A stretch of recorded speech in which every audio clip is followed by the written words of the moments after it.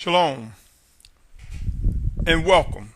This is Quick Words, a series of messages reflective of things to consider during end times. It is a message to those who seek to do the will of the Almighty Father Yahuah, those who have come to accept Yahusha as Messiah, as our Mashiach. It is a message to those who will be among the ranks of the 144,000 in multitude, mentioned in Revelation 7 and 14th chapter. Today is April 6, 2014. My name is Symmanayah, and these are the words I am compelled to present to you. This segment is entitled Obedient or Wrong. Obedient or Wrong. My brothers and sisters, as end times become intense, we will witness a rise in the chosen leaders sent by the Spirit of Yahusha, guided and directed by Him. We will see a successful emergence of true chosen leaders among the children of Yahuah, in spite of the attacks from those who will challenge them. Yes, there will be false mores, teachers, self-appointed priests, and ill-conceived leaders and false prophets. But they will be brought to subjection to the mighty power of the Most High Father Yahuah. There will be those whom we will have to discern whether or not they are obedient or wrong. Take a moment and examine Noah's situation. Do you think there were those who thought in hindsight as the water rose that Noah was being obedient?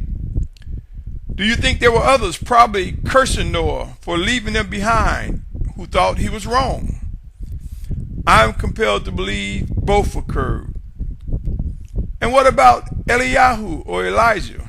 Was he wrong for calling fire down to consume those sent to persuade him to come to them?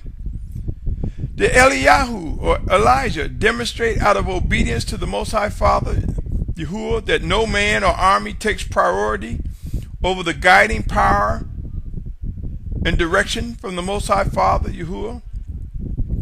Notice in 2 Kings 1:15, Eliyahu or Elijah moved once he was informed by the messenger of the Almighty Father to do so.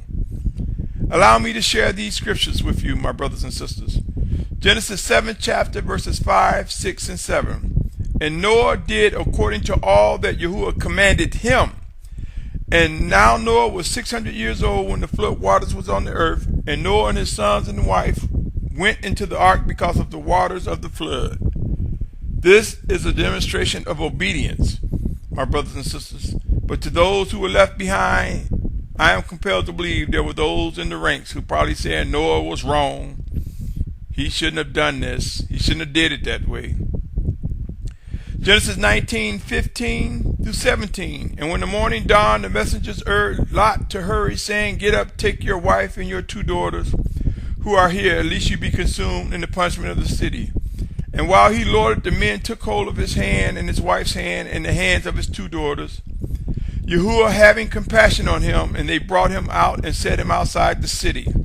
And it came to be when they had brought them outside that he said, "Escape for your life. Do not look behind you, nor stay anywhere in the plain. Escape to the mountains, lest you be consumed." I'm going to skip to verse 24 and 25. I'm still in the 19th chapter of Genesis. And it says here, "And Yahuah rained sulfur and fire from Sodom and Gomorrah, from Yahuah out of the heavens. So he overthrew those cities and all the plain and all the inhabitants of the city and what grew on the ground." I ask you, my brothers and sisters, do you think there are individuals who were destroyed, that as the fire came down from the heavens and rained on Sodom and Gomorrah, do you think there were those who probably were saying Lot was wrong, versus those saying, well, he was obedient? You see, my brothers and sisters, depending on what perception or who you listen to discern, there will be those that will say you're wrong, and there will be those that will say you are obedient. Consider in 2 Kings, 1st chapter, verses 1 through 17. He then sent to a captain of 50 with his 50 men. He went up to him, and see, he was sitting on the top of the hill, and he spoke to him, saying, "Man of Elohim, the sovereign has said, come down. And Yahuah or Elijah answered and said to the captain of the 50, if I am a man of Elohim, let fire come down from heaven and consume you and your 50 men. And fire came down from the heavens and consumed him and his 50. You see, in verse 9, he was saying, man of Elohim, the sovereign have said.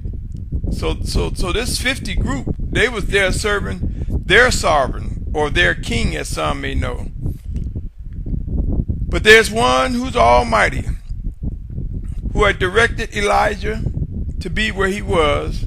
And Elijah basically said, if I'm a man of Elohim, let fire come down and consume him. So the captain said, so the sovereign, their sovereign of that land, sent another captain of 50 with his 50 men to him, and he answered and said to them, man of Elohim, this is what the sovereign said, come down at once. And Elijah or Yahuah answered and said to them, if I am a man of Elohim, let fire come down from the heavens and consume you and your 50. And the fire of Elohim came down from the heavens and consumed him and his 50. And again he sent a third captain of 50 with his 50. And the third captain of 50 went and came and fell. But he fell on his knees before Yahuah and pleaded with him and said to him, man of Elohim, please let my life and the life of these 50 servants of yours be precious in your eyes. See, fire has come down from the heavens and burned up the first two captains of 50s with their 50s. But let my life be precious in your eyes. And the messenger of Yahuah said to Yahuah, go down with them. Do not be afraid of him. So he rose up and went down with him to the sovereign. And he spoke to him, thus said Yahuah, because you have sent messengers to inquire of Baal-zebub, the mighty one of Akron, it is because there is no Elohim in Yasharal to inquire of his word. Therefore you are not going to get out of the bed to which you have gone up, for you shall certainly die. And he died according to the word of Yahuah which Yahuah has spoken. And Jehoram reigned in his place in the 2nd year of Jehoram, son of Josaphat, sovereign of Yehudah, for he had no son. My brothers and sisters, there will be many who will struggle trying to discern the difference between those who are obedient versus those who are wrong. And as we move into very trying times, there will be a battle of words, in some cases literal fights that will break out. Yes, among brothers and sisters, over who's right and who's wrong, over who's obedient or wrong. 1 Corinthians 4:20 says, for the reign of Elohim is not in speech, but in power. We will witness the power and might of the Almighty Father, and it will not be by us just speaking strong words. We will see it backed up by the righteous power of the Most High. We will come to see the power of the Almighty Father Yahuah through his set-apart Spirit sent in Yahusha's name. We will witness proof as to whom he has chosen to assemble those for the final exodus. We will witness a massive assembly come into unity and press forward with righteous teachings and demonstrate true practices as directed by the Spirit of Yahusha. It will be a massive assembly, but compared to the world population, it will be a remnant. We will come to know how to guard all commands from our living Savior, and the world will become extremely envious of us. Remember, there will be a final march against the people of Yahuah before the return of our Mashiach, our Messiah Yahusha. It will be wise to seek to discern, understand, and know how to respond when faced with determining the difference between those who are obedient versus those who will actually be wrong. These are man's final steps. The 144,000 will be gathered. Our ability to discern whether a person is being obedient or wrong will improve as we face humbling times, as we are refined and press forward towards that final exodus. Be encouraged. All that is necessary to open our eyes and ears will come to be, my brothers and sisters. Until next time, stay tuned as this series, Quick Words, continues. Shalom, shalom, shalom.